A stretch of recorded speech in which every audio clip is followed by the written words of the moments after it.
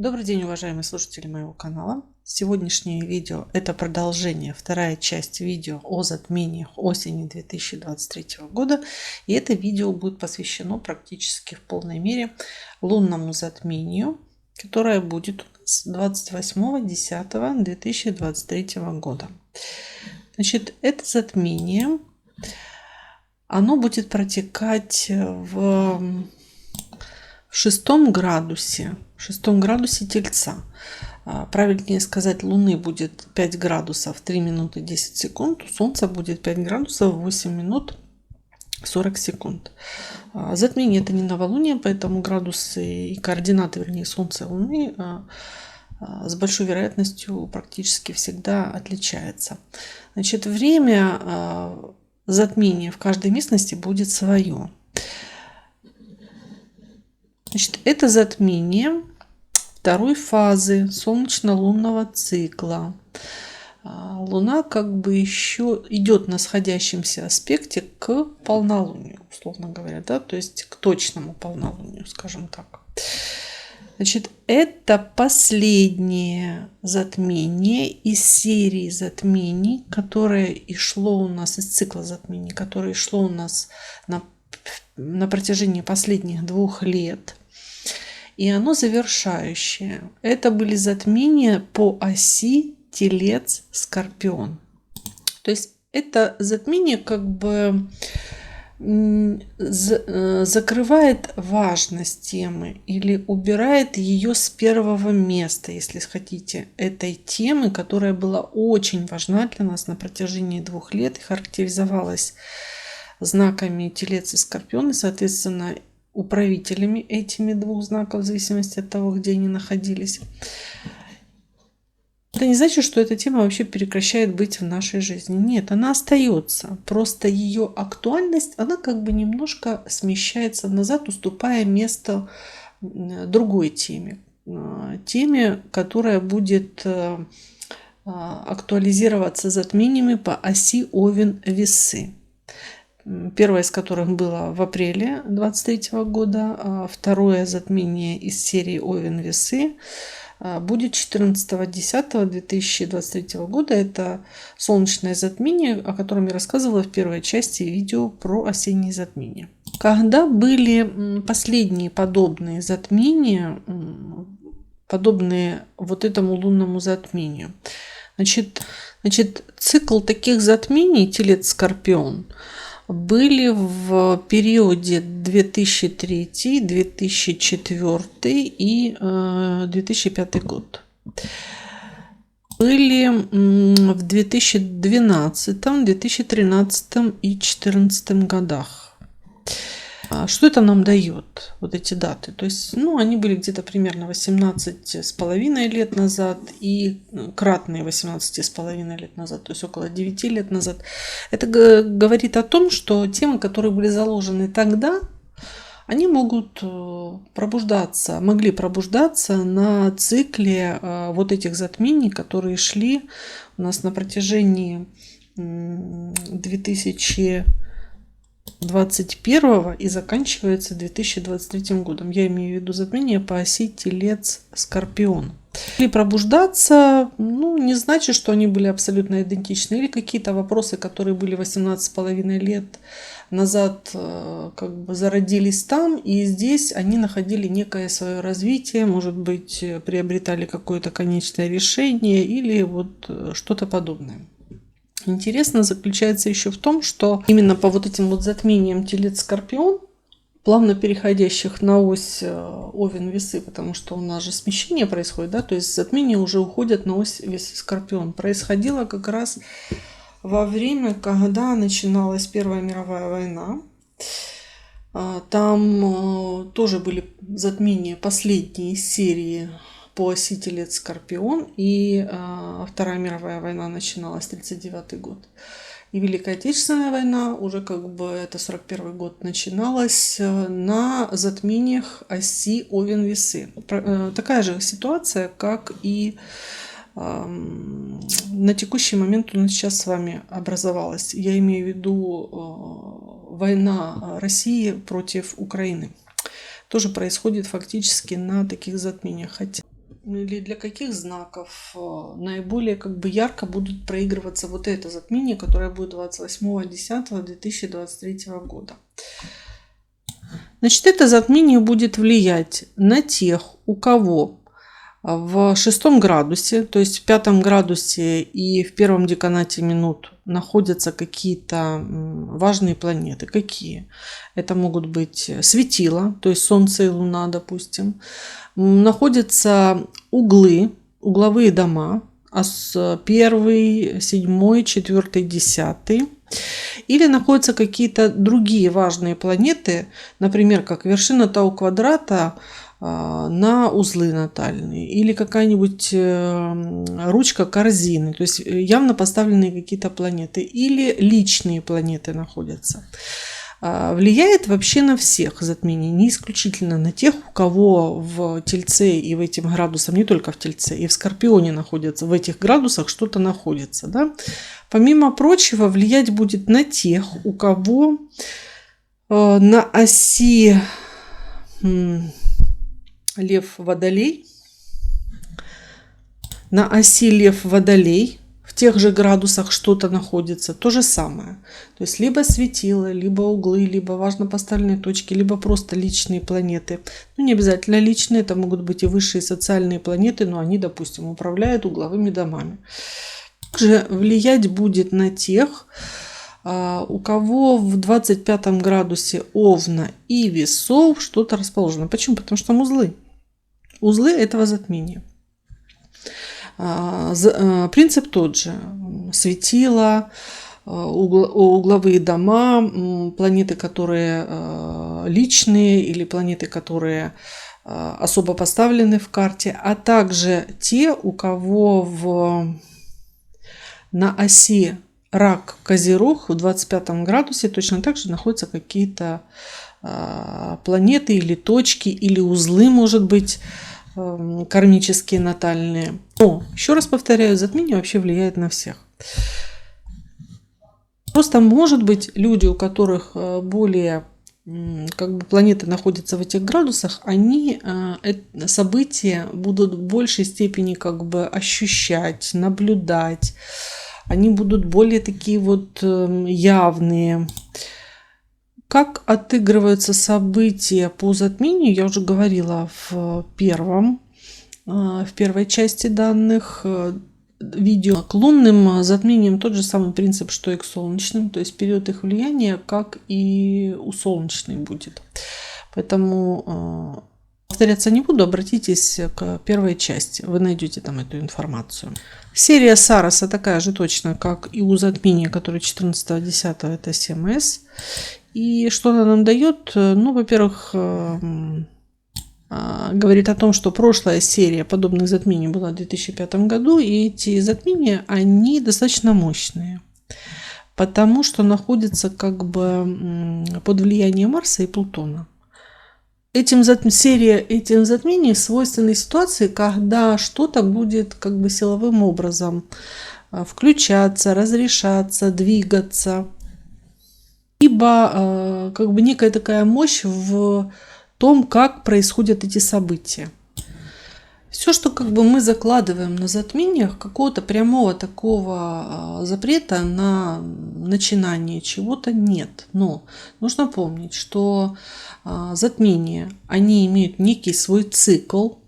Он как минимум равен 18,5, то есть периоду обращения узлов и кратному периоду обращения узлов, а также могут быть еще индивидуальные периоды обращения, и вернее влияние затмений в случае там взаимосвязи уже затменной карты с личным гороскопом, и период этих влияний, этих затмений может удлиняться. Поэтому если мы что-то закладываем на затмениях, допустим, там начинаем, нам нужно понимать, что выходить из этих ситуаций мы можем на очень длительных периодах. То есть через 9 лет, через 18,5, а иногда даже и до 36 и далее как бы доходит. Поэтому только исходя из того, что затмения, они имеют такие вот большие циклы обращений, лишний раз всегда подумайте о том, если какие-то серьезные события, стоит ли их закладывать исключительно на затмениях, потому что,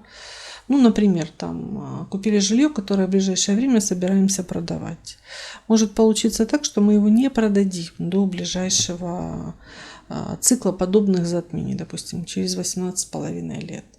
Или там до 9 лет будет интервал времени, когда мы не сможем его продать, потому что таким образом оно проспектировало нашу карту. Значит, все, что как бы идет через затмение, это кармически неизбежно. То есть не кармически даже правильно неизбежно, это события, на которые человек не может повлиять. Ну, и кармически, в общем-то, это неизбежно в принципе. То есть влияние затмений на события, то есть если событие происходит под влиянием затмения, это неизбежная вещь. Оно будет. Кроме того, помним, что интервал времени между двумя затмениями, в нашем случае между солнечным 14.10 и лунным 28.10, это достаточно интенсивный тоже период времени. Его называют коридором, но это просто как бы интервал между вот этими затмениями. Поэтому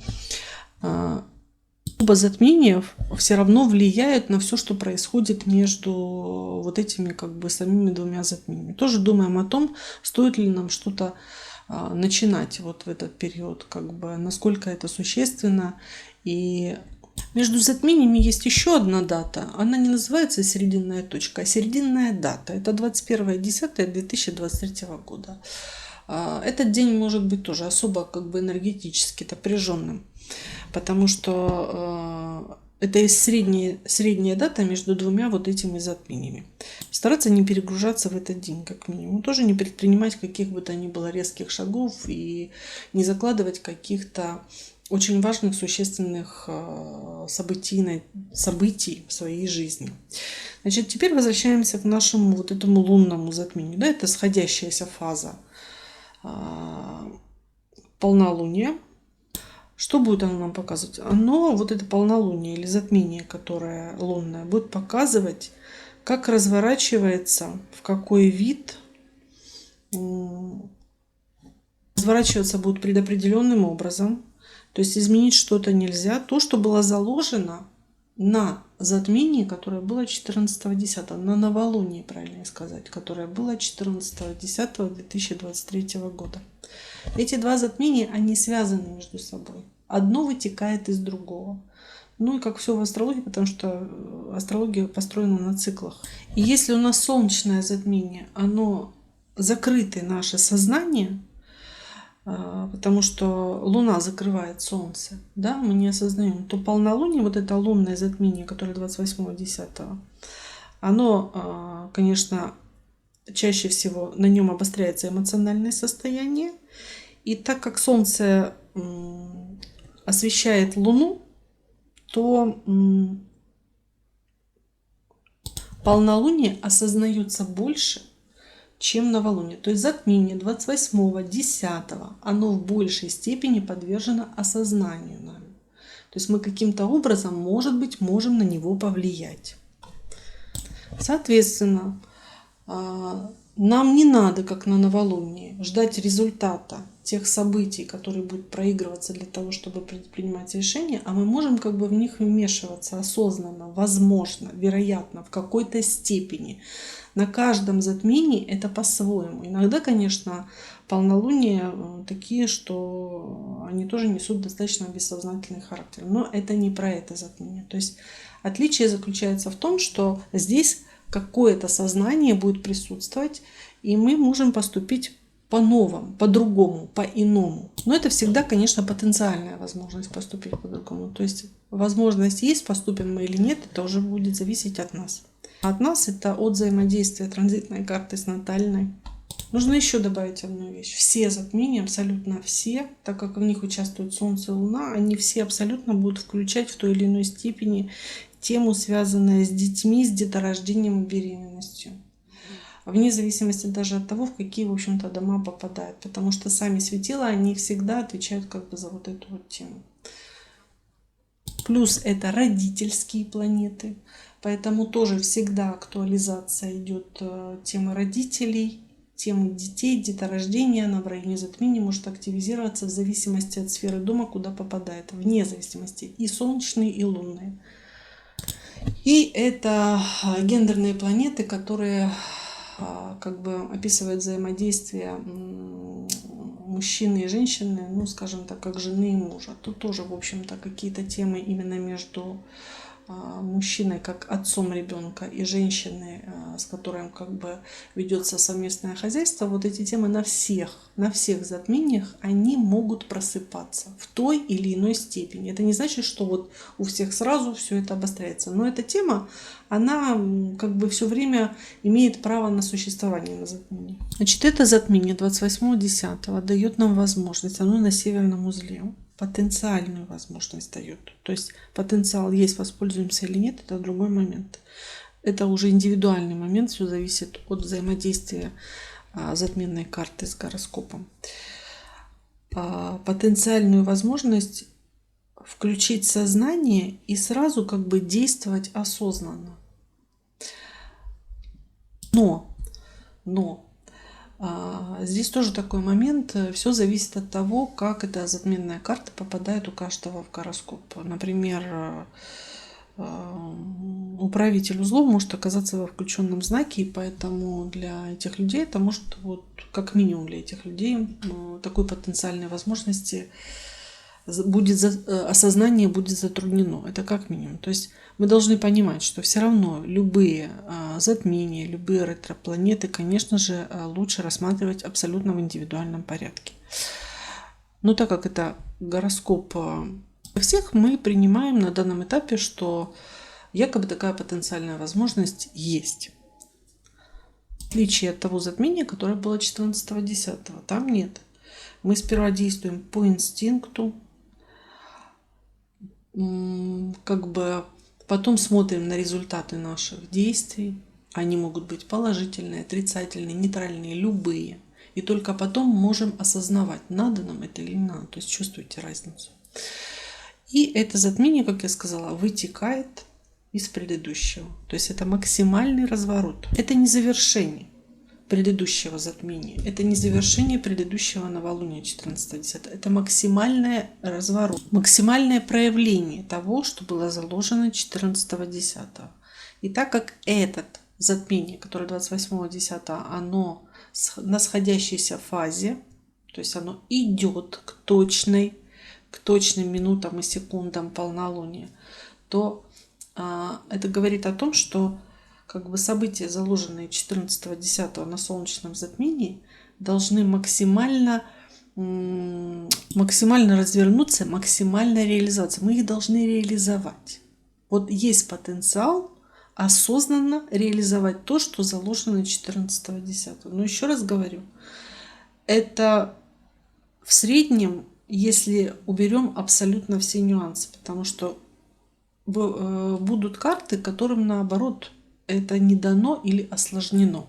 Поэтому для того, чтобы понять, что мы хотим развернуть на этом затмении 28.10, нам придется переслушивать еще раз информацию о затмении 14.10. Их надо слушать вместе. Сперва 14.10, а потом 28.10. Понятно, да? Потому что одно вытекает из другого, и они связаны. И то, затмение вот этого 28.10 луна, оно будет разворачивать максимально, пытаться реализовать, или потенциал будет осознанно реализовать то, что там заложено. Но при этом это завершающая серия затмений именно по оси просто Телец-Скорпион. То есть тема, связанная с Тельцом и Скорпионом, там финансы, ресурсы, собственные, чужие,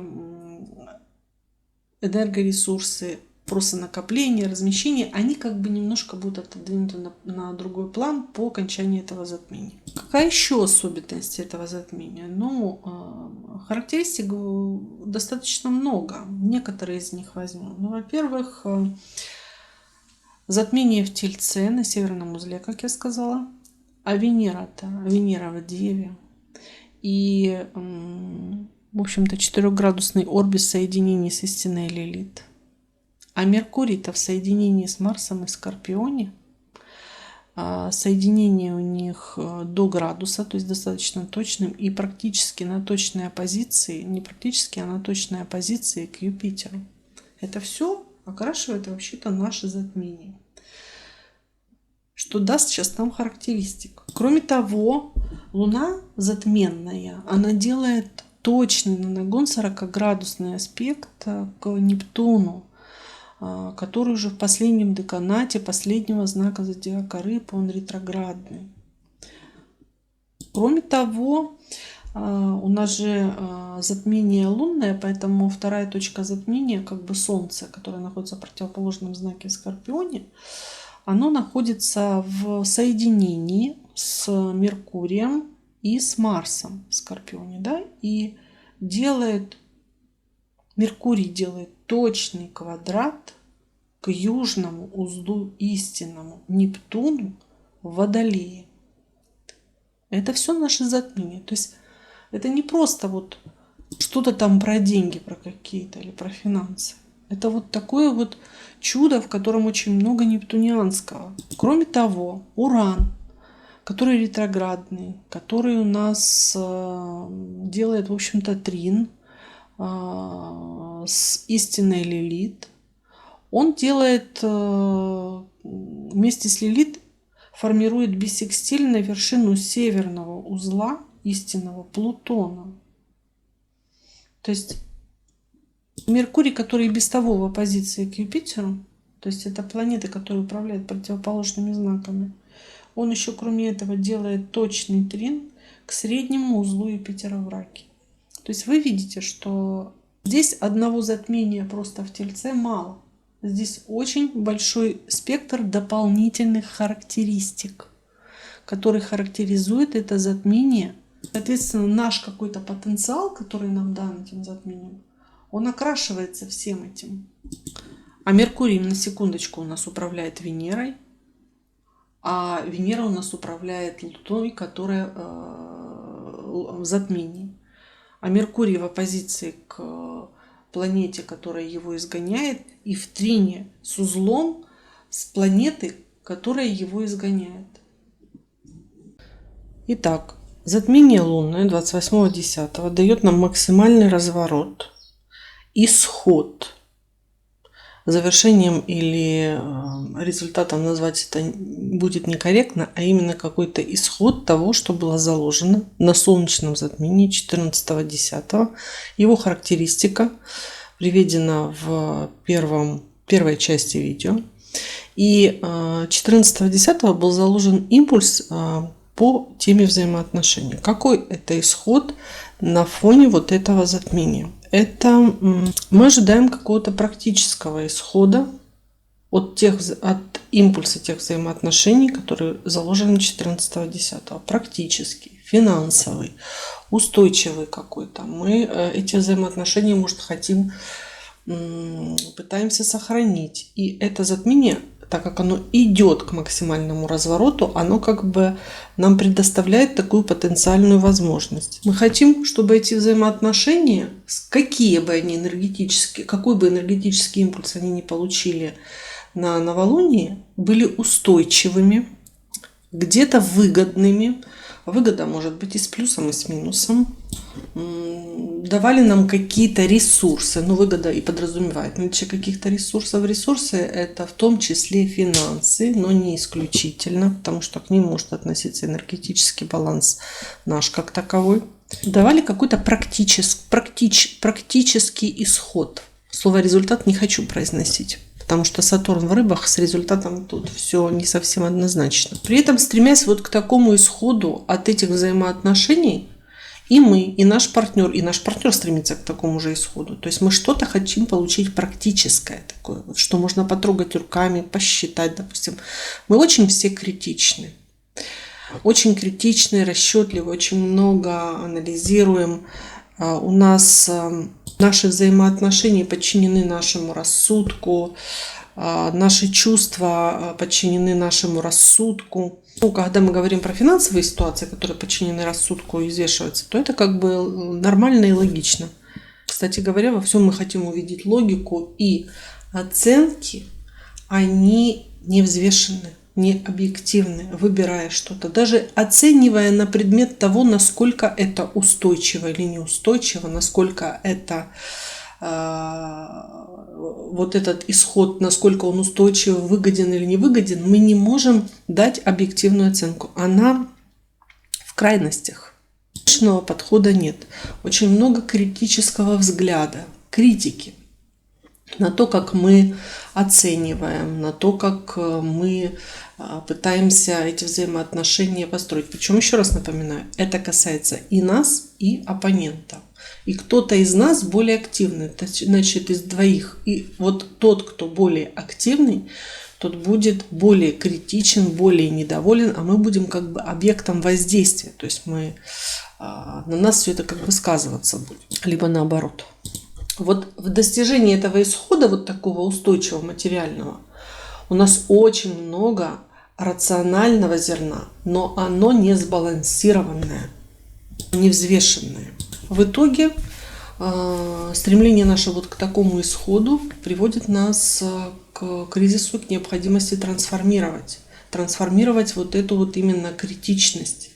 Вот такой вот наш очень расчетливый взгляд на тот исход, который мы хотим в итоге. И этот кризис будет сопряжен с конфликтностью, скрытой конфликтностью, но достаточно устойчивой, такой мощной, еще большей критикой. Мы будем натыкаться или провоцировать, или тот, кто с нами, будет провоцировать ситуации жизненные, когда мы будем, провоцировать ситуации, толкающие словесно высказывать свое, и думать, и говорить о какой-то нетерпимости, проявлять какую-то нетерпимость. То есть либо нас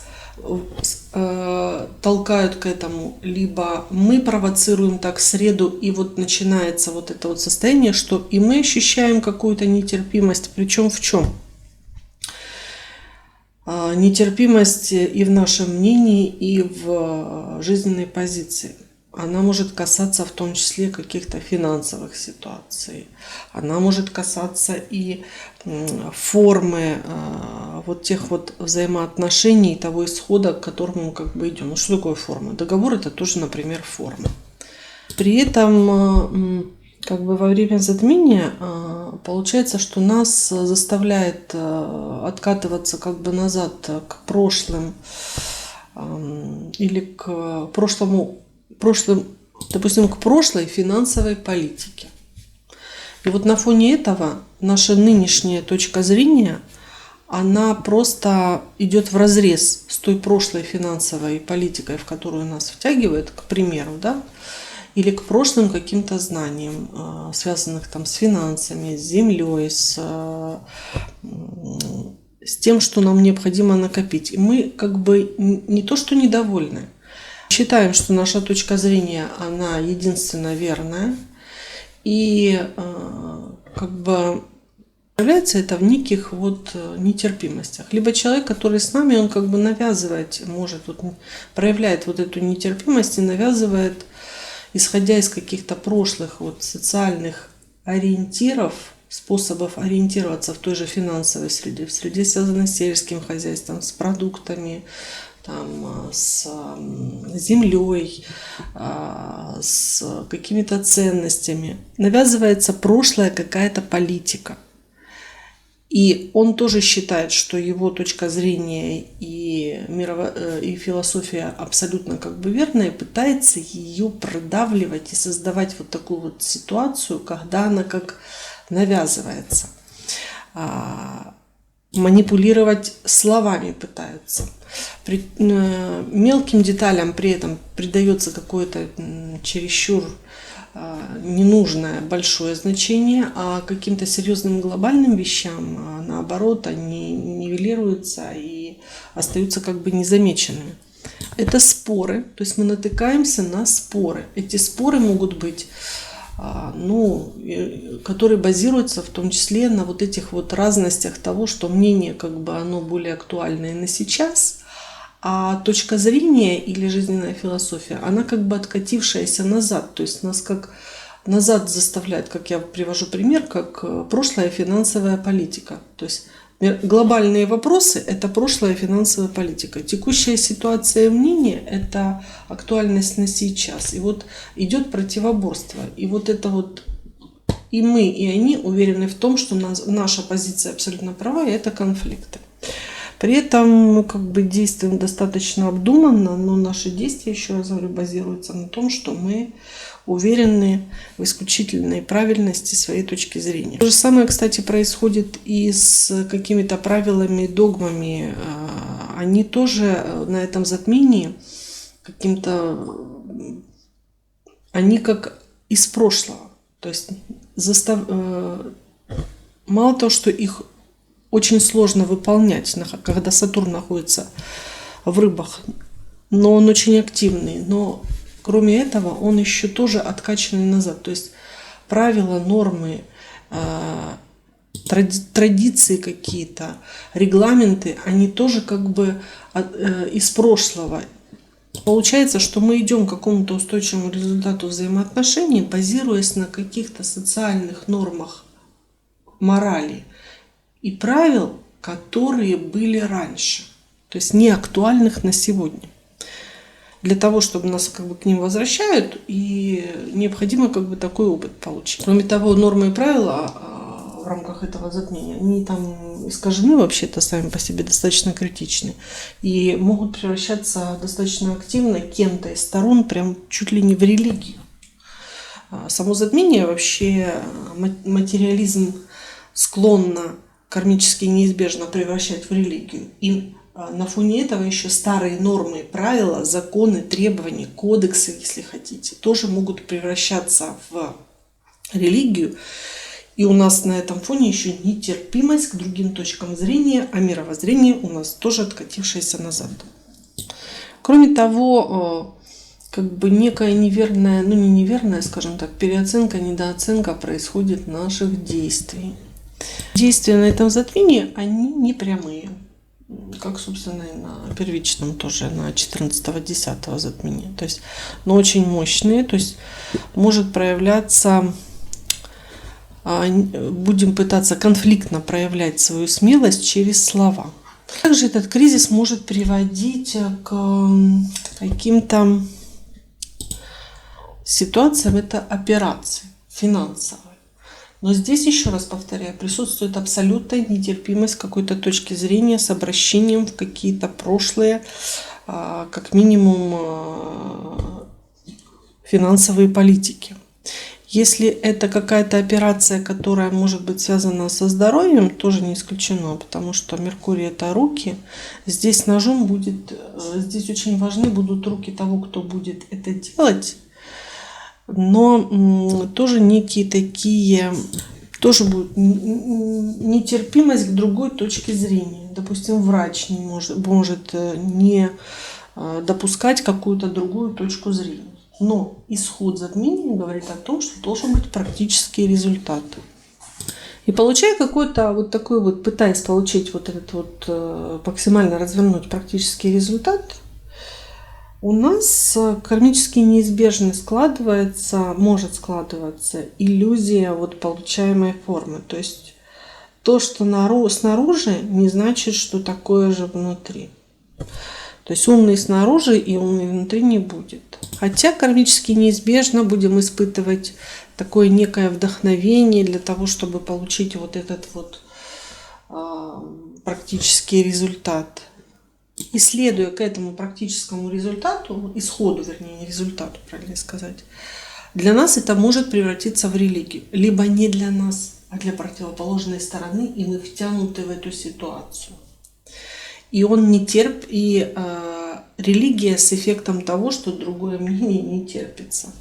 И в действиях не терпится как бы другая позиция. Либо вот этот вот исход, он кармически неизбежный, может носить, то есть предопределенным образом будет носить какой-то виртуальный результат. То есть не то, что можно пощупать, а как условно как виртуальные деньги. И вроде бы есть, и их как бы нету. И опять-таки здесь тоже кармически неизбежно возвращает нас к каким-то прошлым коллективным,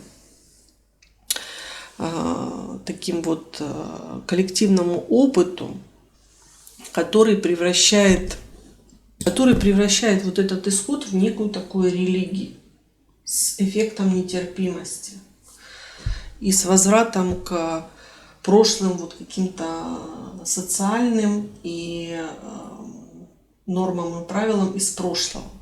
Все это происходит на фоне очень устойчивой такой вот эмоциональности еще. Нам свойственно неизбежным образом кармически ошибаться. Мало того, что форма, наполняемость не та, которая как форма, нам еще будет свойственно ошибаться, попадать в какие-то запутанные ситуации. И это как бы неизбежно. То есть мы не повлияем на этот фактор. Либо нам придется отказаться, кармически неизбежно придется отказаться от этого исхода, вот этого устойчивого, практического, либо мы его потеряем. Как я сказала, еще есть достаточно точный аспект южного узла Нептуна на квадрате к Меркурию с Марсом в Скорпионе. То есть стоит выбор и у нас, и у человека, с которым мы контактируем, и к исходу вот как бы идем, да? Когда вот эту нашу нетерпимость мы можем превратить в какую-то религию, основанную на каких-то прошлых социальных ориентирах, нормах и правилах, на прошлом коллективном опыте. То есть это, знаете, как у меня ассоциация, как назад в прошлое. При этом будет гнуться своя политика, то есть словесно, агрессивно, не прямо будет продавливаться вот этот вот такой вот практический исход. Ну, что это может быть примером? Например, у нас ситуация на работе. И наш собственник решил там поменять какие-нибудь кодексы, правила, там и все остальное прочее. Они все уже были раньше. Знаете, как раньше, еще раз говорю, как назад в прошлое. То есть повторение мать учения практически где-то так. То есть они не новые. Мало того, не приемлется никакая другая точка зрения, отличная от его, то есть он ее навязывает. И перед ним стоит выбор. Он это может превратить в религию. То есть повесить вам кучу табличек, и вы будете наизусть их учить, цитировать и там, как Библию вместо молитвы читать. То есть условно вот где-то так. Но все это с откатом назад. В результате практического исхода может не быть. Результат вообще очень сомнительный в рыбах. Это может быть ошибочная позиция, ошибочная идеология. Мы идем вот к какому-то такому практическому результату. И это то же самое может быть на бытовом уровне. Вот в разных проявлениях. Проявлений может быть масса. Через эту религию он как бы внушать будет. Вот эти прошлые такие вот опыты, навязывать это, манипулировать это будет. То есть мы будем подвержены. Либо это мы можем такое вот делать. И она будет типа а-ля новая такая религия. И здесь будет стоять выбор. Будем ли мы это делать, либо мы отказываемся от вот такой позиции. Ну, я думаю, что кто-то, конечно, не откажется, а кто-то может и отказаться. Кроме того, как я сказала, это затмение, оно вот в этот кризис бросает для того, чтобы мы вот эти свои критические оценки и очень рассудительный взгляд на чувства, на выбор, чтобы мы его трансформировали. Вот эта нетерпимость, вот это дается такая. То же самое может быть, как бы это затмение нас толкает к взаимодействию там с банками, с налоговой, в итоге, да, очень много там каких-то документарных вещей, и везде, на каждом этапе кто-то проявляет какую-то исключительно как бы нетерпимость и желание вот свое продавить. Но при этом нам нужен какой-то практический результат, который может быть виртуальным, и форма не соответствует. То есть то, что мы видим, как бы форма образовавшейся вот этой устойчивости, договор, там, какие-то договоренности, не знаю, они не соответствуют сущности. То есть это затмение требует, чтобы форма трансформировалась, то есть сущностные изменения произошли в наших оценках, в выборе и в стоимостных показателях.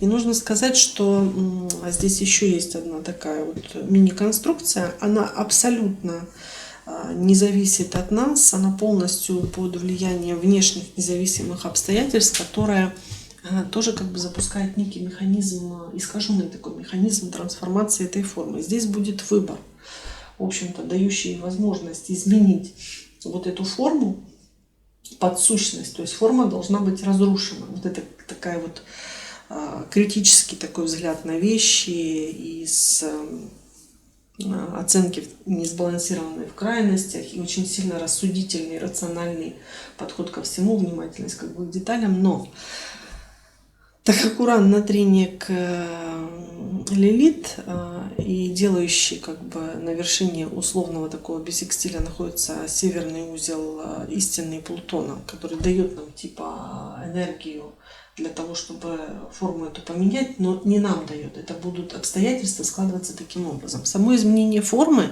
тоже будет происходить в искаженной форме. То есть может просто показаться, что меняется форма, а она, по сути, как бы могут происходить независимо от нас изменения вот этой вот формы.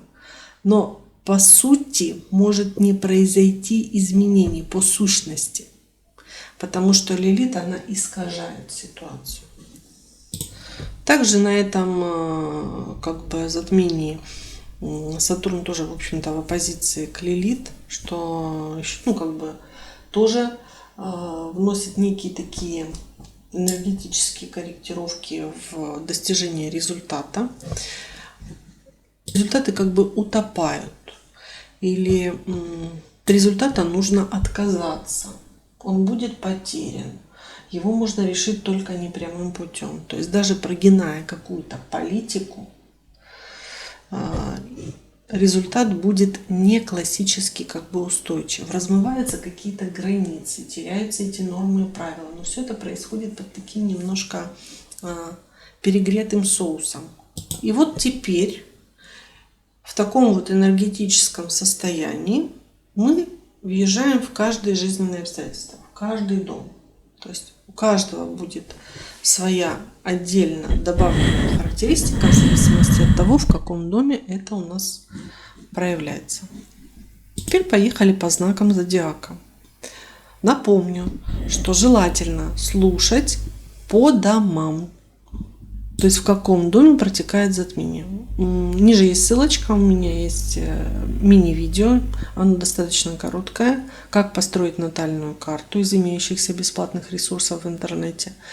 И построить и определить, в каком доме у вас лично, индивидуально будет протекать затмение. И затем прослушать мои видео, исходя из того, в каком доме протекает затмение. Так будет более корректно. Достаточно приближенно будет к реалиям. Итак, Овны. Лунное затмение для вас будет протекать в первом доме. Но мы помним, что солнечное затмение у вас было в седьмом доме. То есть тот импульс межличностных отношений, который был заложен, и вы его будете слушать в первой части моих видео, импульс был заложен в межличностных отношений, приведет к какому-то исходу для вас лично, практическому. Повлияет на ваш вот какой-то имидж, поведение, но в практической сфере, то есть какой-то результат. Да, он может быть ошибочный, форма будет не соответствовать наполненности, да, может и не привести ни к какому результату, потребует каких-то ресурсов, будет где-то в чем-то нетерпимость в том, как мы меняем там свой имидж, или это кто-то навязывает нам его. Будем обращаться к каким-то прошлым трендам, или только прошлые тренды нам будут навязываться. Вот те взаимоотношения на солнечном затмении, то, как они развивались, они приведут вот к этому исходу. Повлияет на вас лично.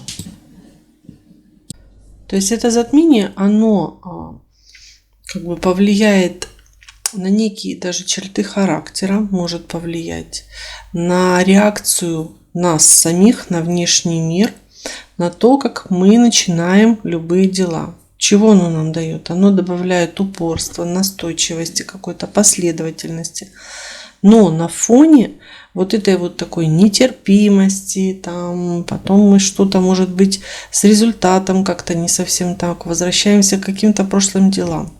А импульсом ко всему к этому было солнечное затмение, которое было в 7-м доме. И это, например, какие-то ситуации с нашим партнером, с нашими конкурентами, врагами открытыми, их финансовые ситуации, которые как бы потом на вот этом затмении сказываются на нас непосредственно, может повлиять на наши финансы, может повлиять на наши ресурсы, которыми является здоровье, скажутся на нашем имидже, на нашем поведении, даже на нашей конституции. То есть здесь будет некий исход, который просто напрямую будет затрагивать нас в очень широком контексте. Начиналось все с 7-го дома. Это в первой части моего видео. То есть там был толчок, который приводит к тому, что мы очень такие материальные становимся. Я материалист. Ну, с такой вот энергетикой, которую я описала ранее. Скажется на том, что мы будем упорно, настойчиво взаимодействовать по каким-то служебным ситуациям с медиками, в ежедневных обстоятельствах, там, допустим, из-за животного. Имея такие вот не совсем как бы взвешенные оценки, очень критично на это смотря, натыкаясь на то, что мы будем проявлять какую-то нетерпимость и будем пытаться получить от этого какой-то исход практически. Он может выражаться в деньгах. Допустим, мы будем пытаться обсуждать какие-то темы финансовые по работе и пытаться получить от этого исход. Либо не получить, но это будет максимальный разворот того, что мы можем выжать из этой ситуации. Или, скажем, взаимодействовали с юристами, да, там какие-нибудь претензии, иски, просто, может быть, договора. То сейчас на затмении 28.10 это будет нас толкать настойчиво к каким-то начинаниям, которые приведут к какому-то исходу практическому, рациональному. То есть два затмения, их надо связывать между собой. Но в любом случае для Овна и 1-го дома все, что будет протекать на лунном затмении, будет касаться их непосредственно, и это будет касаться очень широкого спектра жизненных ситуаций. Реакции могут быть устойчивые, эмоциональными на внешний мир. Тельцы. Тельцы у вас это 12-й дом гороскопа. То есть солнечное затмение, вероятнее всего, было, соответственно, в противоположном доме, в 6-м. Но не обязательно. Там может быть и 5-й, может быть смещение. Поэтому я говорю, что карты строить лучше в индивидуальном порядке. Пользуйтесь хотя бы видео, которое есть под этим видео. Для построения карт индивидуально. Значит, к чему это нас толкает? Исход с чем связан? Значит, эта сфера как минимум затрагивает ресурсы нашей психики. Мы можем стремиться к практическому какому-то исходу, к выгодному, невыгодному, связанному с финансами, там, погружаясь в учебу, проводя какие-то, изучая что-то, работая, может быть, над собой, уделяя внимание там через врачей своей психике, пытаемся и психологическому состоянию, внутреннему состоянию. Пытаемся получить от этого какой-то практический, материальный или ресурсный исход. То есть какой-то ресурс мы от этого хотим получить. Но этот ресурс для нашей психики. Это дом тайн. То есть мы практически пытаемся какое-то устойчивое, надежное или какую-то выгоду или невыгоду получить от каких-то тайн, если можем. Это дом, где мы от чего-то отказываемся. Мы можем получить исход в той форме, что мы отказываемся, приходим к тому, что мы отказываемся от вот этого материализма, от этой практичности, от того, что все надо накопить, сохранить и сберечь. Практически какой-то результат, который повлияет на ресурсы нашей психики, и мы в больнице какие-нибудь едем, уединяемся, где-нибудь что-то связано с дистанцированностью от всех, но вот эта дистанцированность, уединение, там, спа-салоны какие-то, оно несет тоже какой-то такой вот практический результат. Может быть, мы хотим получить какой-то комфорт и удовольствие, но он такой очень-очень рациональный, то есть исход может быть и с этим связан. Практический результат от каких-то ситуаций в интернете, то есть деньги через интернет и, соответственно, деньги сами по себе тоже вот эти не монетизированные. виртуальные. Какой-нибудь устойчивый результат от занятий какими-нибудь глубокими там практиками по психологии, или тратим деньги на это, то есть бюджет у нас еще связан с этими вещами, то есть наши собственные ресурсы идут на это как энергетические ресурсы, и мы пытаемся как-то устойчиво либо пополнить их, либо потратить. Так и наши финансы. Мы либо пытаемся их пополнить, либо потратить на эту тему. Либо мы вообще отказываемся от темы ресурсов, допустим, финансовых. Практический результат или практический исход, или такую вот выгоду-невыгоду от ситуации со скрытыми врагами, с тайными какими-то связями, получить какую-то выгоду от них, от каких-то ситуаций, которые имеют отношение к родовым программам. Но этот исход, он привязан к нашему солнечному затмению, которое было в 6-м доме. И там закладывался импульс. И этот импульс мог быть связан с взаимоотношениями с докторами на работе, со сослуживцами, которые приводят, допустим, к тому, что мы там ляжем в больницу и получаем практически какой-то результат. При этом у нас там нетерпимость идет ко всему к этому делу, да, то есть мы возвращаемся к каким-то прошлым нормам, правилам. Вот. Мы можем отказаться от ситуации на работе или от работы, или отказаться. Для нас как бы материальные вопросы могут начинать утрачивать какую-то значимость, когда затмение идет вот в 12-м доме, потому что импульс был, допустим, по ситуациям на работе, он касался, допустим, каких-то финансовых ситуаций. Здесь мы можем от них начинать отказываться. И как следствие может быть впоследствии далее на затмениях, например, мы уйдем с этой работы. Или какие-нибудь там ситуации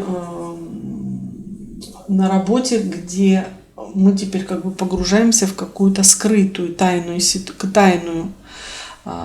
ситуацию и пытаемся получить из нее какой-то практический как бы опыт.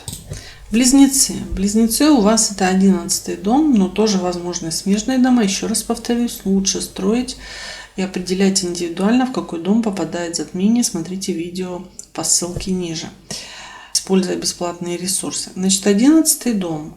К чему как бы идем? Исход связан с 11-м домом. Какой практически какой-то исход через коллективы.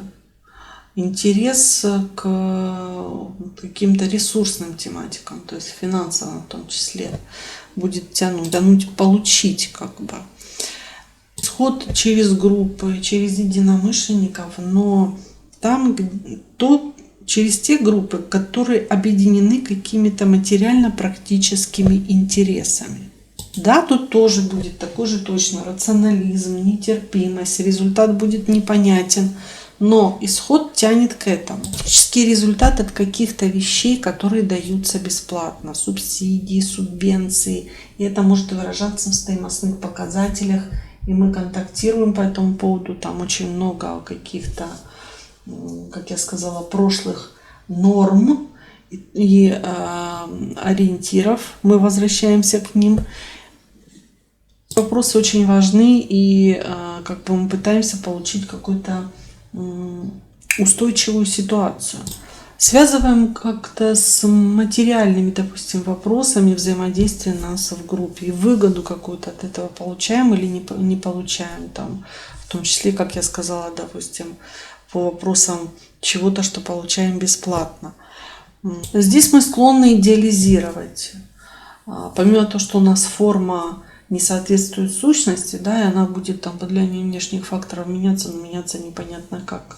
Здесь мы еще идеализируем, то есть мы воспринимаем только форму, мы видим костюмчик, а внутри мы ничего не видим, и как бы думаем, что вот эта ситуация с этой группой, с этим коллективом, она может носить какой-то устойчивый характер, и это приведет к какому-то исходу.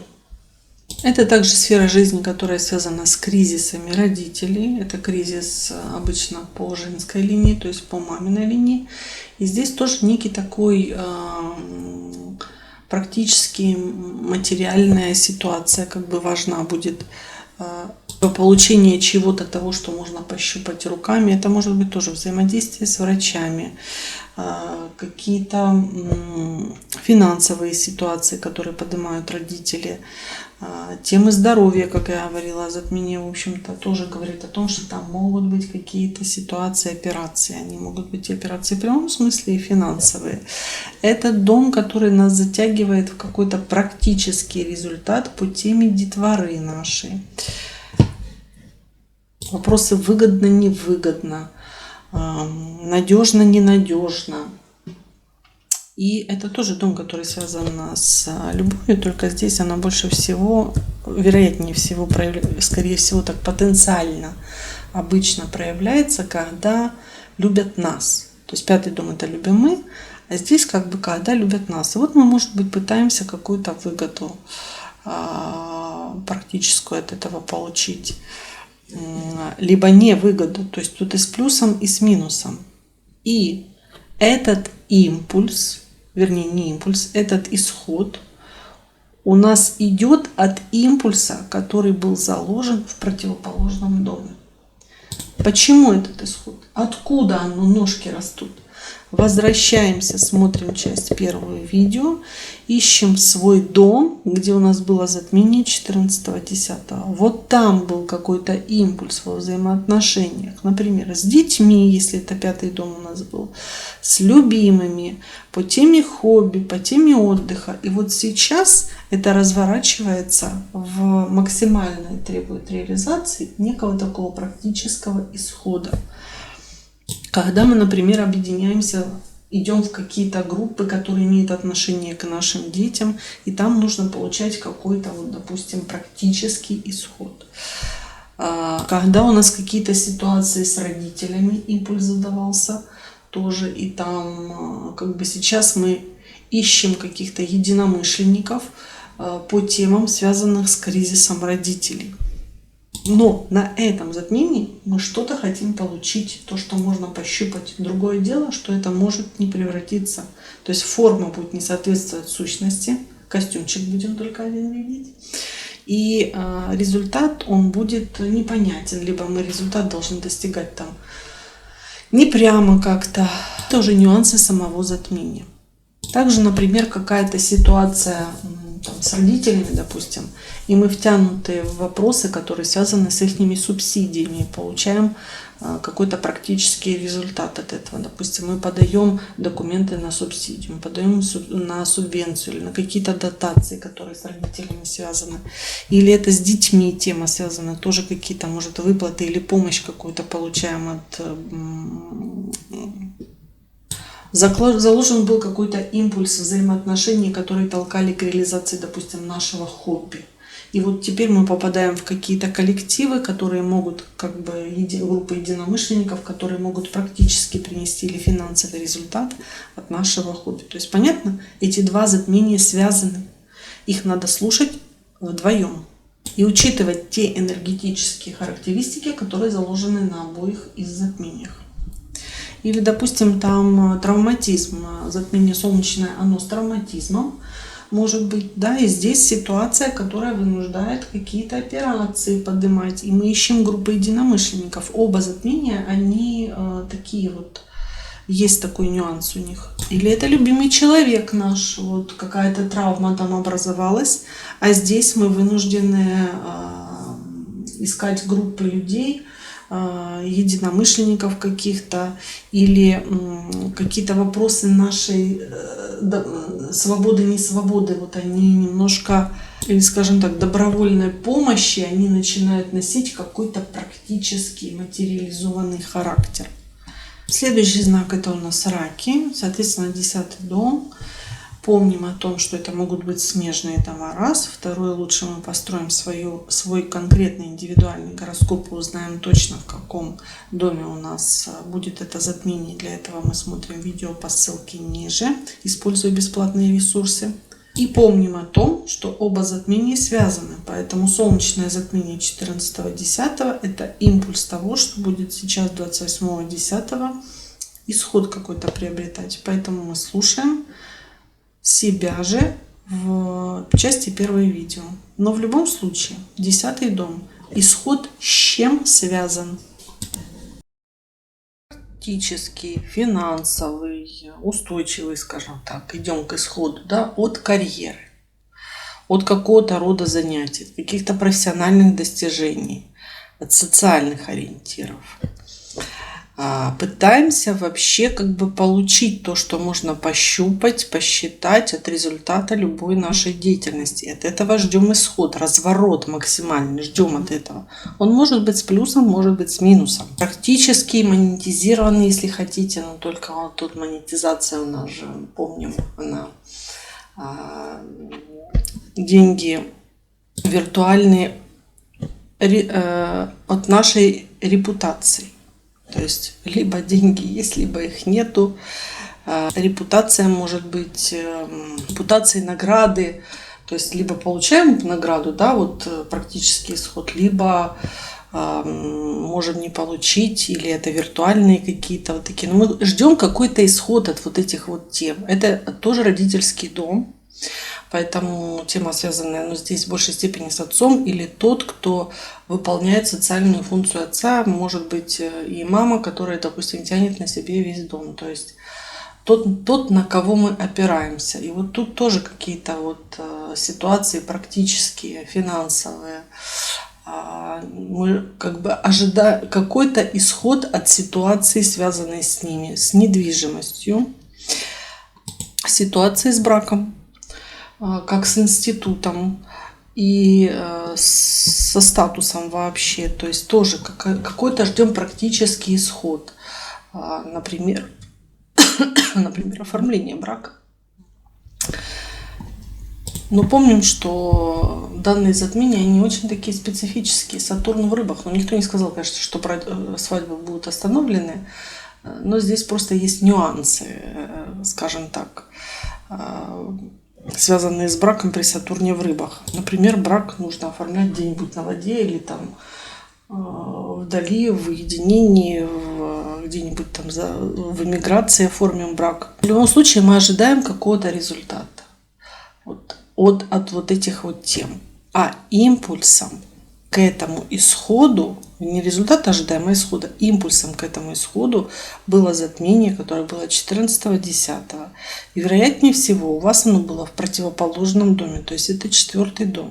То есть какие-то темы, связанные со взаимоотношениями, допустим, дома, с родителями, с близкими, приводят к какому-то исходу, связанному с вашей карьерой или с профессиональными достижениями.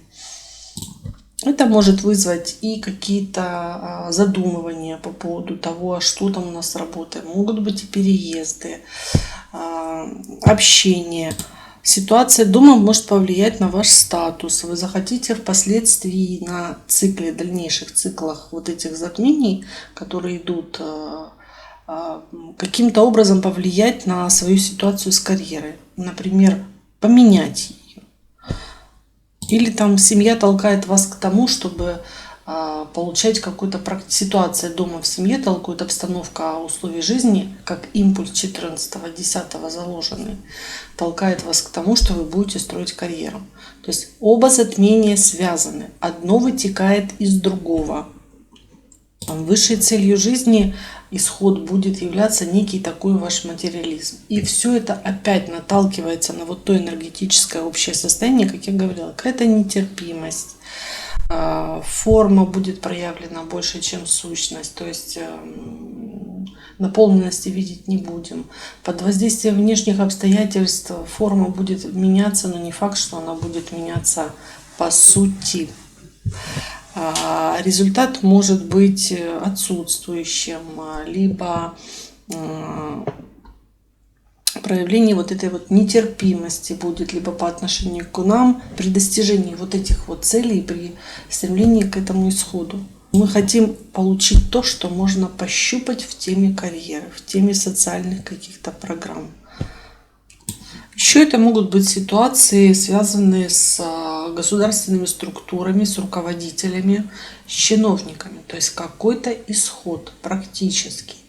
При этом мы помним содержание этого затмения. Оно очень такое с проявлением нетерпимости и напора словесного. Кто-то будет продавливать и манипулировать и словами, причем опираясь на какой-то прошлый такой вот социальный опыт, на прошлые какие-то традиции, правила, нормы, законы, там, уставы прошлые. И это есть исход, потому что какая-то, например, ситуация на родине. И это есть исход, потому что 14.10 заложен импульс, который спровоцировал инстинкты врожденные, унаследованные вами от родителей. Оно и так инстинктивное было, это затмение. И вы как бы вызываете соответствующий исход в соответствии с тем инстинктивным импульсом, который вы запустили.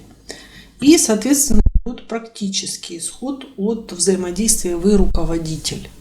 И далеко не самый легкий.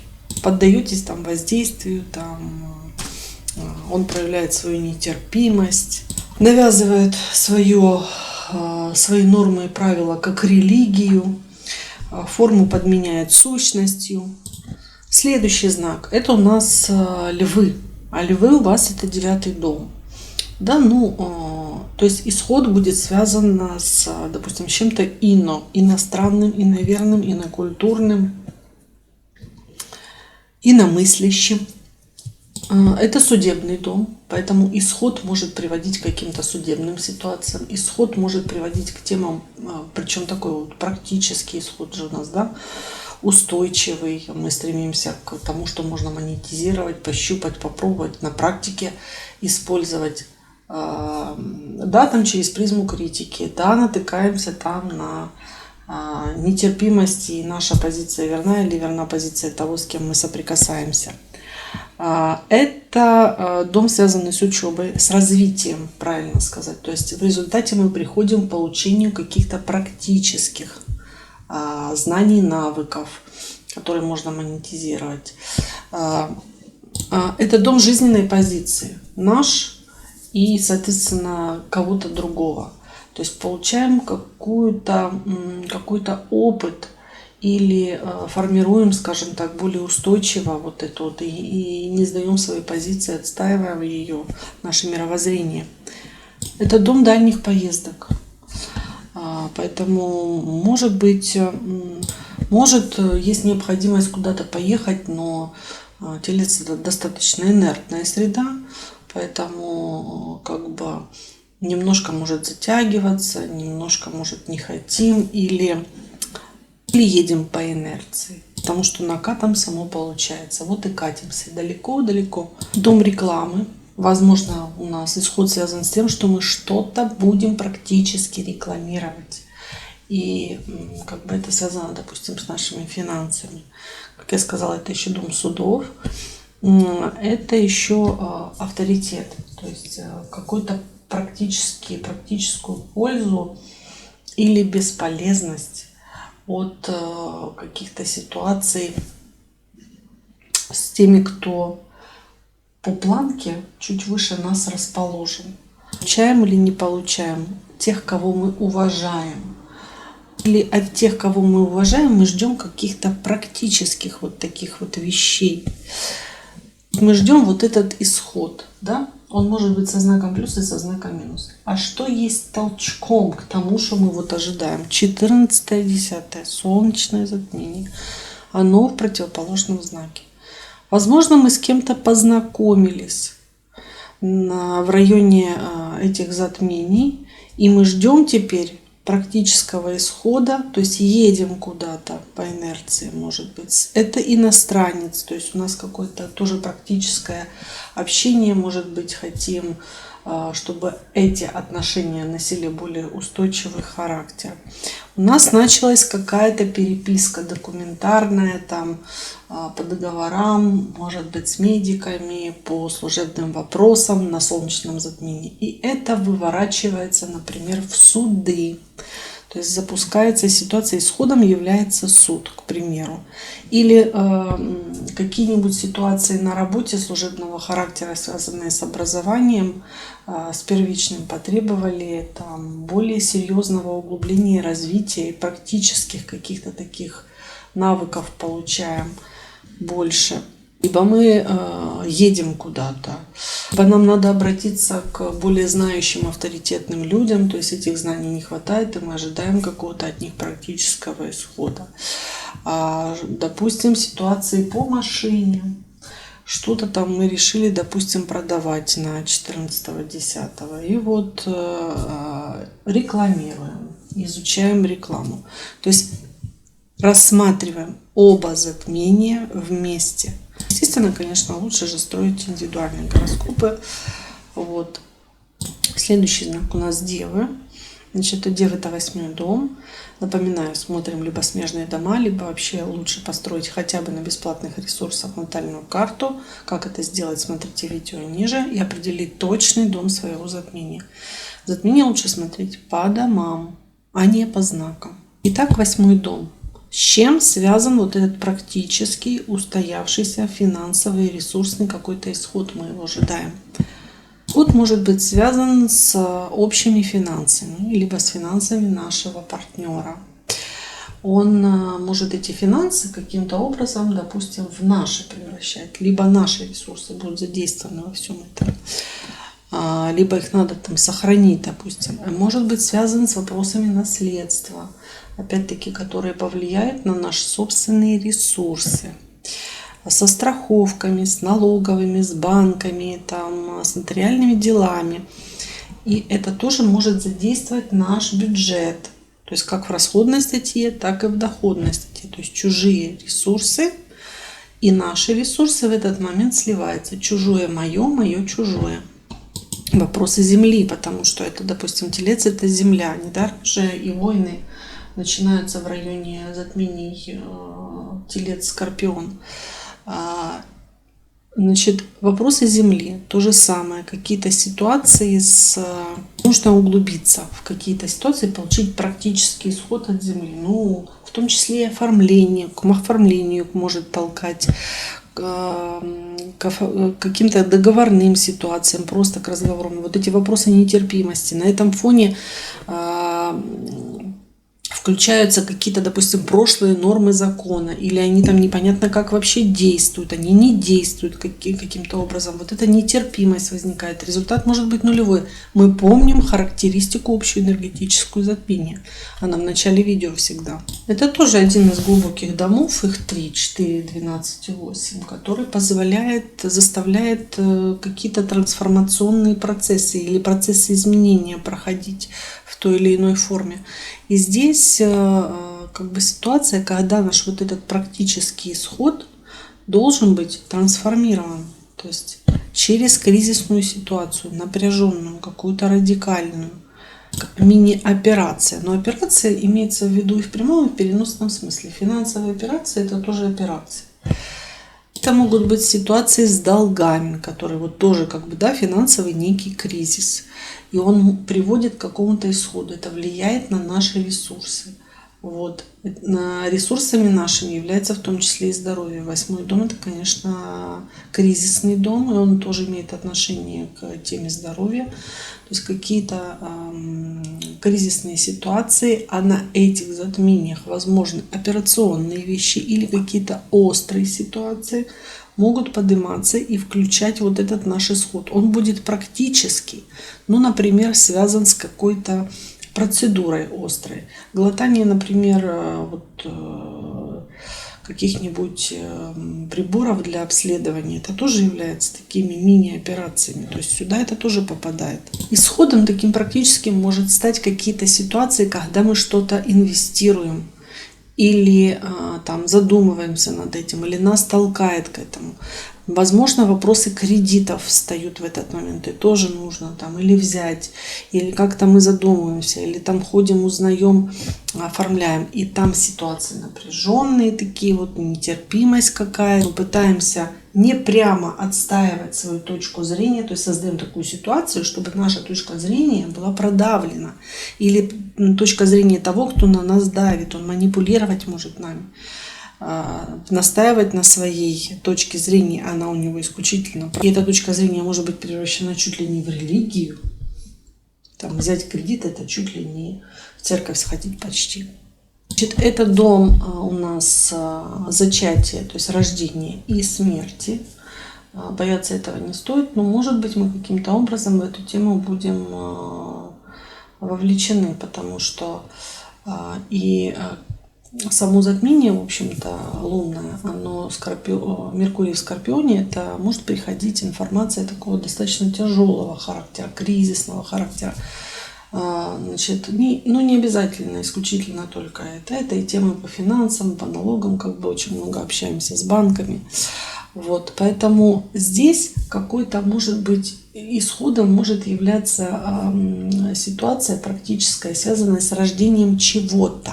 Не обязательно рождение ребенка. Или со смертью а-ля хороним что-то. И потому что так было заложено на импульсе. То есть с чем-то нужно расстаться, распрощаться. 8-й дом, он дает возможность что-то похоронить, убить, грубо говоря, навсегда.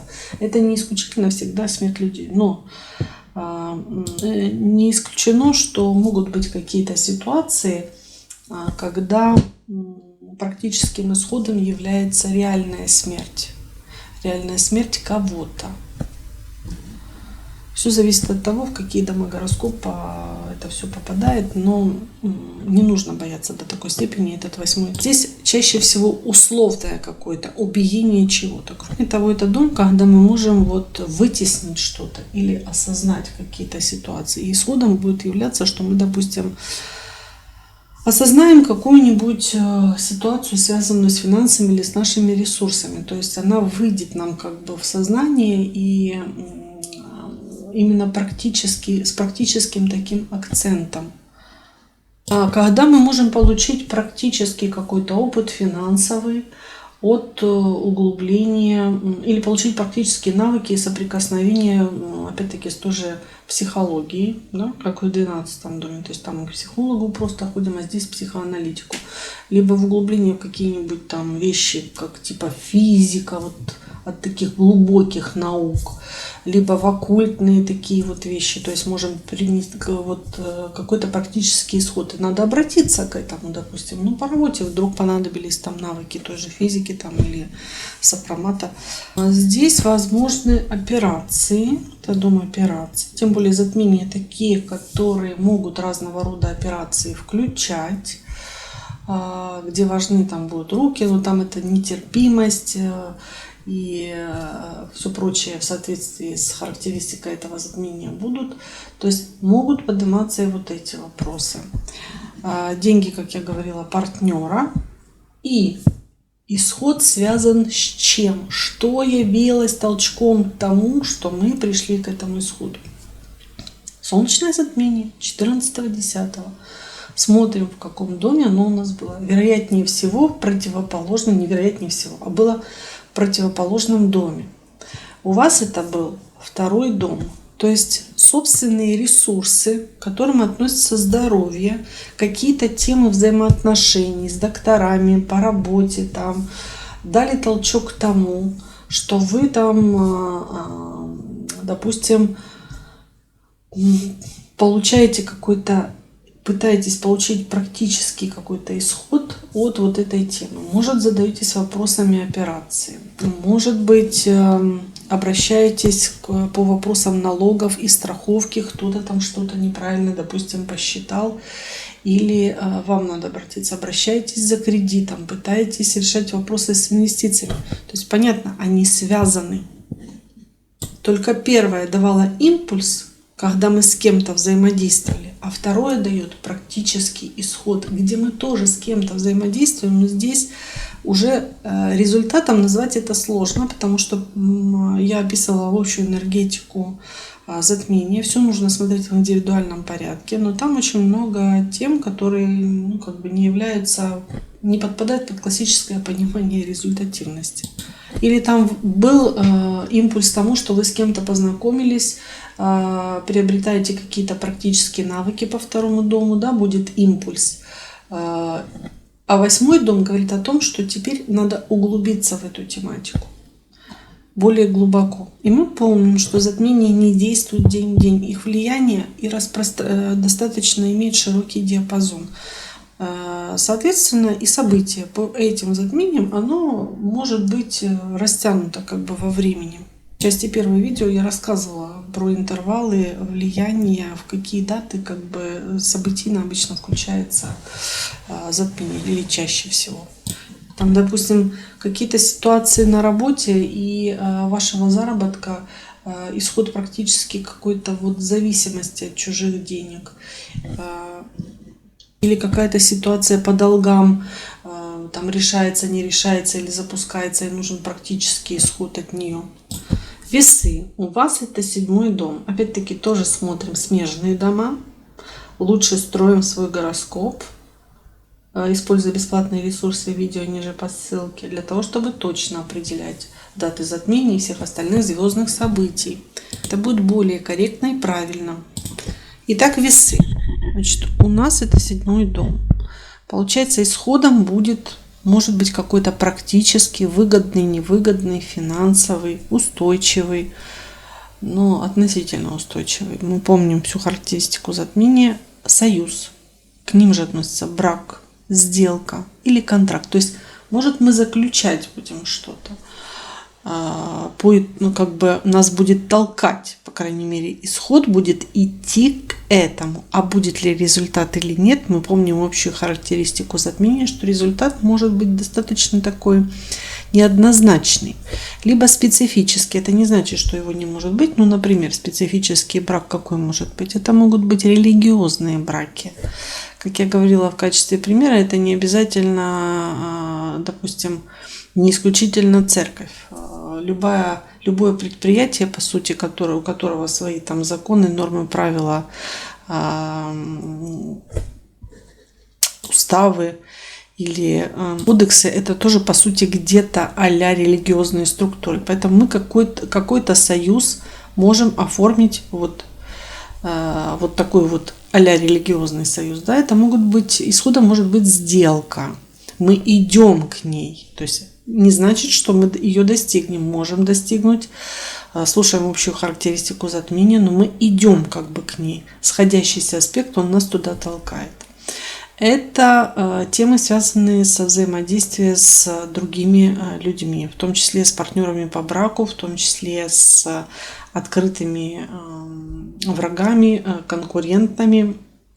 И поэтому какой-то может быть практическая польза. Есть она или нету, финансовая какая-то польза, есть она или нету от этих взаимодействий, но мы идем к ней. Какие-то юридические моменты, это не судебный дом, но в общем-то юридические моменты, то есть исходом есть того, что нам нужно получить практически какую-то полезность какую-то от взаимодействия с юристами. Клиенты, то есть вопросы,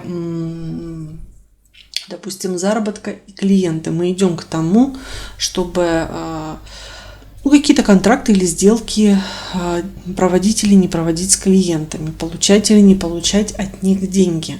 Это партнер по браку, вопросы брака, то есть какой-то практический исход, финансовые какие-то ситуации и ситуация с самим партнером, она требует каких-то практических вещей, финансовых, устойчивости какой-то. Почему мы к этому идем? Что нас толкало? 14-10, солнечное затмение. Возвращаемся к нему и смотрим, где оно у нас было.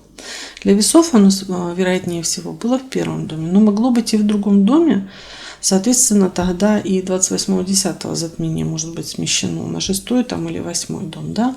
Но лучше построить гороскоп свой и определить точно, куда попадают затмения. Так вот, было оно для весов, по крайней мере, по тем прогнозам, которые я строила, это 1 дом гороскопа. То есть наше поведение приводит к какому-то исходу во взаимоотношениях, например, с партнером по браку. Мы сами, наш характер, наша манера одеваться, какой-то стиль толкает к тому, что нам нужно взаимодействовать с кем-то, с парикмахером или как-то с клиентом у нас складывается какой-то формируется исход, исходя из того, что мы чего-то поменяли у себя, в том числе, может быть, и знания какие-то получили. Наша личная финансовая ситуация толкает к тому, что необходимо обратиться к юристам, получить от них какую-то практическую пользу. Мы сами наше видение себя в обществе и как нас видят, толкает к тому, что мы начинаем чего-то практическое пытаемся добиться чего-то устойчивого или финансового от нашего партнера по браку. Или изменив свой имидж, не изменив, а заложив какой-то импульс на солнечном затмении по своему имиджу, мы пытаемся теперь а этот имидж у нас какой-нибудь, новый, например. Мы пытаемся добиться практического какого-то исхода от своих открытых врагов, от конкурентов, от с ума сошедших соседей, которые с нами войну, допустим, развязали. А мы на солнечном затмении получили некий импульс, он немножко меняет наши какие-то характеристики, характер наш. Мы настойчиво чего-то пытаемся получить какой-то исход от взаимодействия с соседями, с клиентами, с партнером, с юристами. Еще раз подчеркну, это не обязательно всегда абсолютный результат на этом затмении, потому что у него своя характеристика. Но, возможно, исходом могут быть союзы, браки, могут быть контракты, то есть какие-то сделки. Мы стремимся, чтобы они были устойчивые, практичные, рациональные. Следующий знак это у нас скорпионы. Скорпионы у вас это 6 дом или смежные с ним дома. К какому исходу идут скорпионы? Они идут к какому-то практическому, устойчивому исходу, упорно причем идут, связанному с работой, со служебными ситуациями, с профессиональной обстановкой, взаимодействием со служивцами, с подчиненными, с темой, связанной со здоровьем или болезнями, с ежедневными вопросами, то есть упорно пытаемся как-то что-то получить практическое, материальное, что можно пощупать. Ситуации с животными. Практическую пользу какую-то пытаемся от нее получить какой-то исход или оказать. Всем этом во всех этих сферах мы пытаемся во всех этих сферах получить какой-то практический исход, упорно это делаем, чтобы это носило какой-то постоянный характер, не хотим это менять, может быть, чтобы это монетизировалось. Почему мы идем к этому исходу? Потому что затмение солнечное было в противоположном доме, вероятнее всего. Может быть, смещение на соседние дома. То есть это был 12-й дом для скорпионов, исходя из тех прогнозов, которые я давала. Я свои прогнозы строила по асценденту. То есть знак указан, исходя из асцендента. Но для того, чтобы определить правильно, в каких домах, опускаемся ниже. Ссылочка под видео. Как построить, используя бесплатные ресурсы, свой натальный гороскоп и определить по транзитному гороскопу, где правильно будут протекать звездные события, в частности затмение. Итак, импульс был заложен в 6 доме. Например, так как это серия затмений, которая завершается, Она и шла на протяжении 2 лет. Какая-то тема, связанная с служебными обстоятельствами. Предыдущее затмение говорит о том, что, возможно, мы уединялись, удалялись от работы. Мы оставили работу. Возможно, был импульс взаимоотношений, которые толкнули нас все-таки оставить работу. И вот на этом затмении мы пытаемся от этого получить какой-то практический результат. То есть упорно, может быть, идем к тому, чтобы обрести какую-то устойчивость в профессиональной сфере. Я не могу сказать, что исключительно поиск нового, но что-то с этим связанное или похожее может происходить. Допустим, была ситуация, когда мы там взаимодействовали на 14-10 с психологами. Вот. А теперь мы от них ищем, пытаемся на основе этого импульса получить практический исход, устойчивый какой-то результат в нашем здоровье, через питание, через диету, через какие-то режимы, через назначение врачей. Либо используем на практике опыт взаимодействия с психологами в профессиональной сфере, потому что мы находимся в подчиненном положении. Сейчас мы начнем тыкать дули нашему руководителю, который очень нетерпим по отношению к нам и не хочет свою жизненную позицию и вообще профессиональную позицию менять. Или, допустим, был импульс к тому, что мы оказывали кому-то помощь, участвовали, взаимодействовали с теми, кто помогает людям, и это сейчас может превратиться в какую-то такую, принести практический исход. Например, это может иметь какое-то отношение, стать нашей профессией, то есть или можем использовать эти навыки в своей профессии. Рассматривать оба затмения порознь некорректно, их надо смотреть вместе. Одно солнечное начало, лунное в данном случае вытекает из него.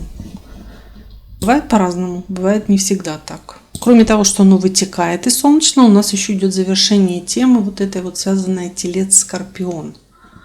Оно это последняя из серии затмений. То есть события, которые были на протяжении 2 лет, они тоже есть входящим источником того, а к чему мы идем. Или ситуация, лежали в больнице, а сейчас вышли на работу и на практике пытаемся получить какой-то исход от нашего выздоровления. Следующий знак это у нас Стрелец. 5-й дом, возможно, смежные дома затмения, То есть к какому исходу, такому упорно, настойчиво, какому-то такому стабильному, финансовому, а-ля устойчивому, исходя из общего контекста затмения, мы идем. Во-первых, это сфера жизнедеятельности, которая очень связана с нашими детьми, все вопросы вокруг них, чего бы это ни касалось. Вообще все затмения, как я говорила, в той или иной степени поднимать могут тему детей, деторождения, потому что это планеты и Солнце, и Луна, они отвечают за тему детей в той или иной степени, каждый по-своему. Плюс 5-й дом, то есть тема детей вообще очень такая актуальная. Мы просто можем в ней просто вариться сплошь и рядом, постоянно. Мы пытаемся какой-то практически устойчивый такой результат, упорно фундаментально получить по теме, связанной с нашим ребенком. Все что угодно. От учебы, расходов, затрат на ребенка, взаимодействия с ним. Весь спектр каких бы то ни было вопросов с ними связаны. Дальше. Это тема, которая связана с нашими любовными отношениями, с любовниками, того, кого мы любим. Конфетно-букетные такие отношения. Здесь тоже мы пытаемся какой-то получить практический результат от этих взаимодействий. У всех разное понятие, что мы понимаем под практическим этим результатом. То, что можно пощупать, то, что может принести удовольствие. Но Венера на Деве, конечно, и удовольствие здесь очень относительный такой момент. Или какую-то выгоду, может быть, ресурсную хотим получить от этого нашего любимого человека, или он от нас, не забываем. То есть всегда 2 стороны монеты. Есть кто-то один и есть кто-то второй. Тем более это затмение в Тельце, а Венера это всегда парность.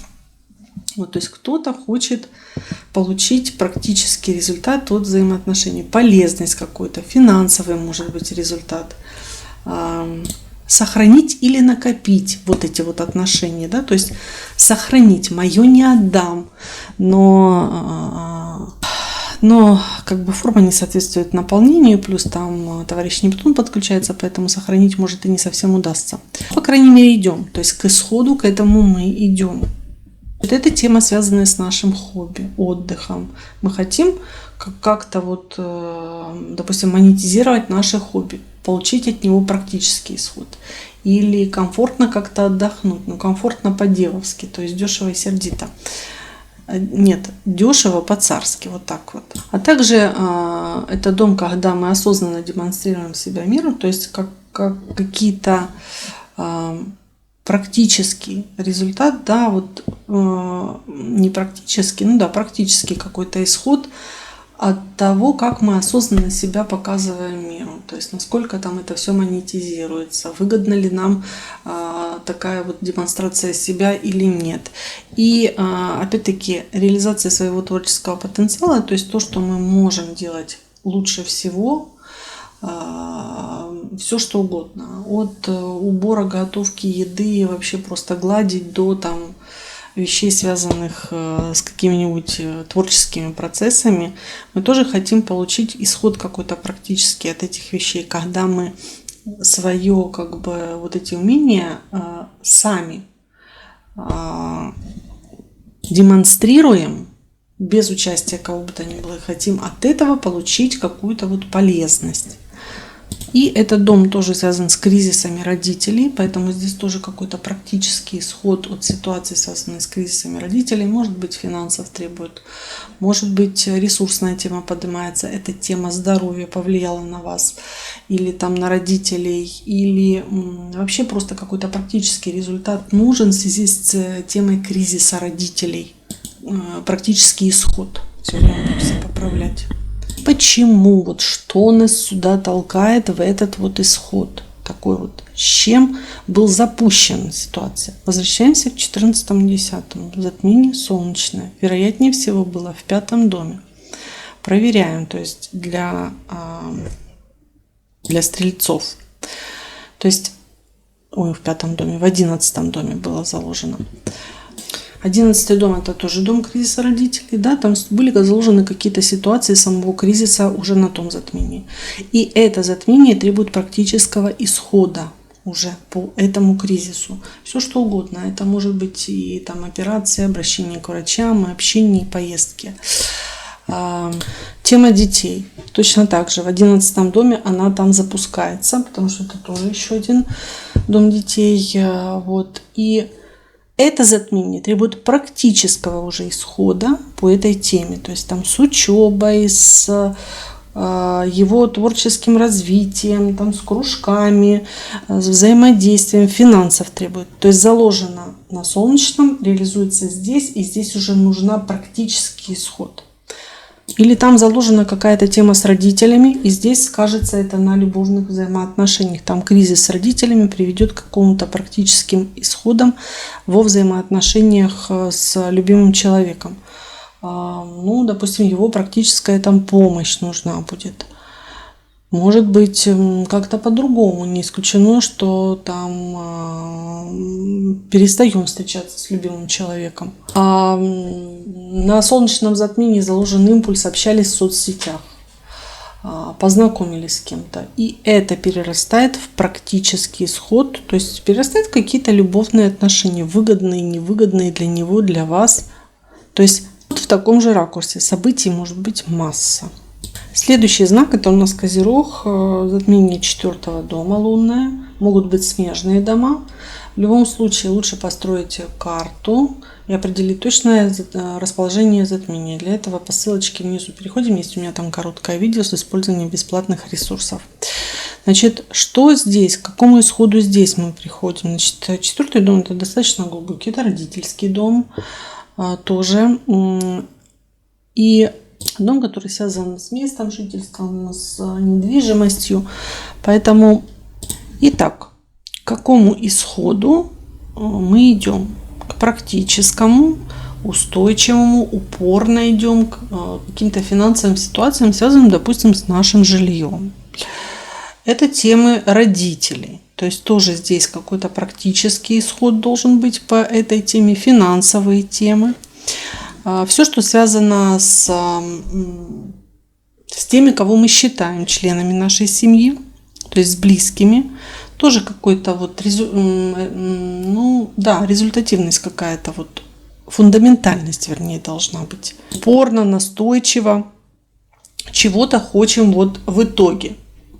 Каких-то, может быть, фундаментальных вещей на родине хотим получить. Или финансовые какие-то ситуации, связанные с родиной, с корнями, с историей. Хотим какой-то исход практически от врожденных наших особенностей, унаследованных от родителей. Или монетизации их, допустим, или чего-то, что можно потрогать, пощупать.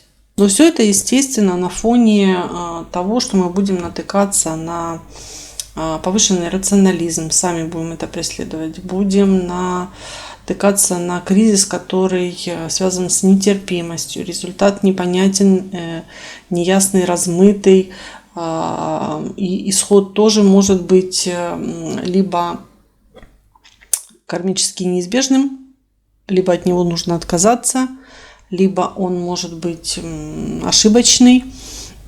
Все характеристики затмения все равно действуют. Я их специально не проговариваю, потому что тогда будет огромезное видео. Я специально дала общую характеристику затмения в самом начале. Кроме того, 4-й дом — это у нас дом завершения, чего, некий конец. Дом тоже, в общем-то, связан с... Мы отсюда вышли, сюда ушли, да, с началом и с концом жизни. Вот, но это начало чего-то и завершение чего-то, какого-то жизненного цикла. И вот здесь тоже какой-то практический исход от этого завершения должен быть. Практический исход какого-то жизненного цикла. Он может быть связан с финансами, он может быть связан с работой, с чем угодно. Не забываем о том, что это затмение из цикла, которое было на протяжении 2 лет. Поэтому здесь тоже отголоски вот этой двухлетней тематики. И просто она проигрывается через 4-й дом. 4-й дом — это родина, как я сказала, тоже каких-то исходов мы ожидаем на родине, допустим, или от родины, от места жительства. И с чем связан этот был исход? С тем, что 14-10 было солнечное затмение. Возвращаемся к нему и смотрим, что это было и где это было.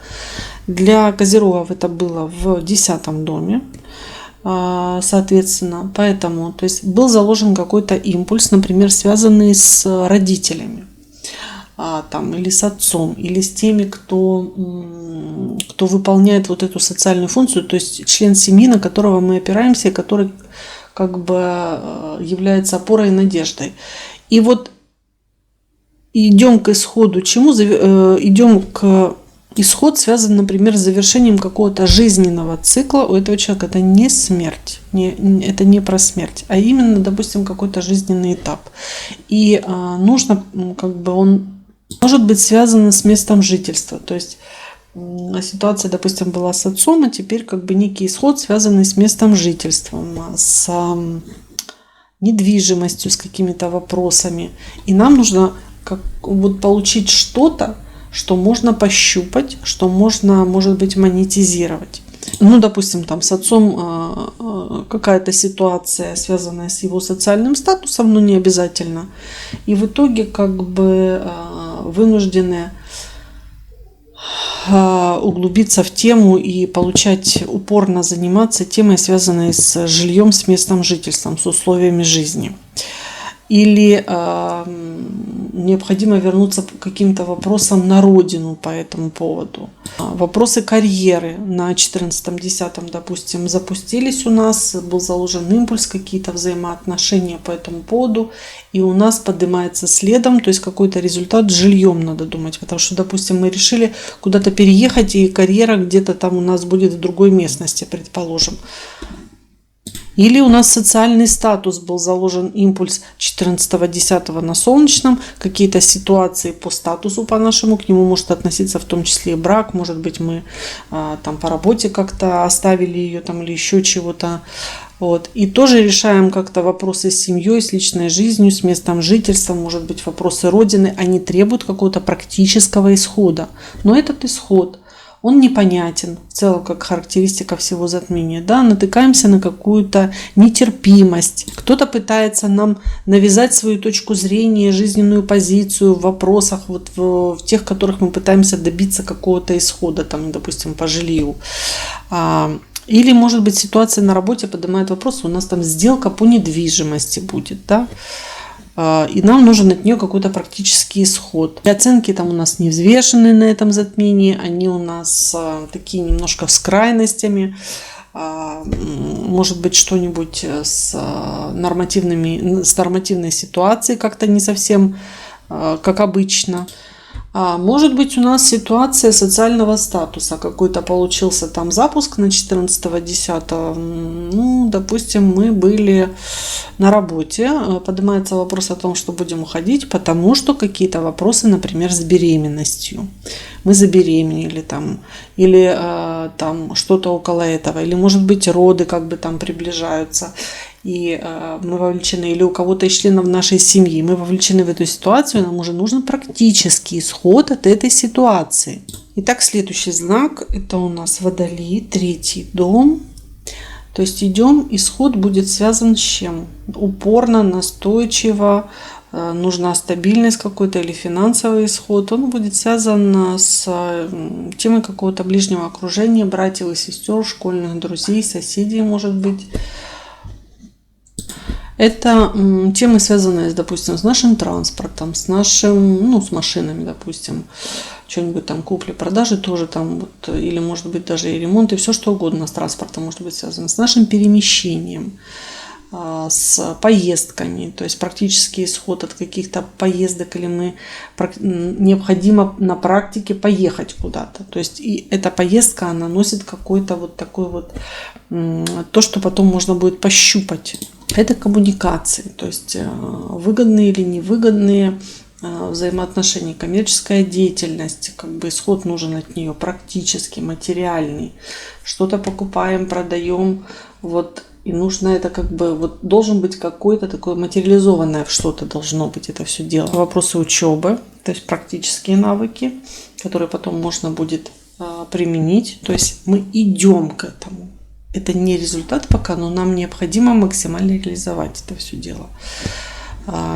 Это пишем, общаемся, и должно носить какой-то практический исход. То есть устойчивость какую-то должно приобретать вот это вот то, что мы как бы